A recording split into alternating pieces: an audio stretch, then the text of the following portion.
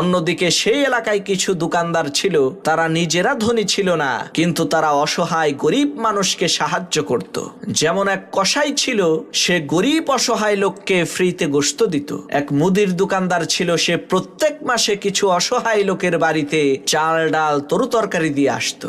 এক দুধওয়ালা ছিল, সে ছোট বাচ্চাদের জন্য বাড়িতে বাড়িতে যে একদম বিনামূল্যে দুধ দিয়ে আসতো। এই দৃশ্য দেখে এলাকার লোকজন বলা বলি করতে লাগলো, আরে তোমরা দেখো ওই ধনী ব্যক্তি কত বড় নাফরমান, তার এত সম্পদ থাকার পরেও সে কাউকে দান খয়রাত করে না। আর এই দোকানদাররা সারাদিন ঘাম ঝরানো এত পরিশ্রম করার পরেও অসহায় গরিব মানুষকে কত সাহায্য করে, এরাই তো প্রকৃত ধনী। এইভাবে কিছুদিন চলার পর এলাকার সমস্ত লোকজন ওই ধনী ব্যক্তির সাথে তারা তাদের সম্পর্ক ছিন্ন করলো। যখন সেই ধনী ব্যক্তিটি মারা গেল, তখন সেই এলাকার কেউ তার জানাজায় শরীক হলো না। পরের দিন যখন এক গরিব লোক কসাইয়ের দোকানে গোশত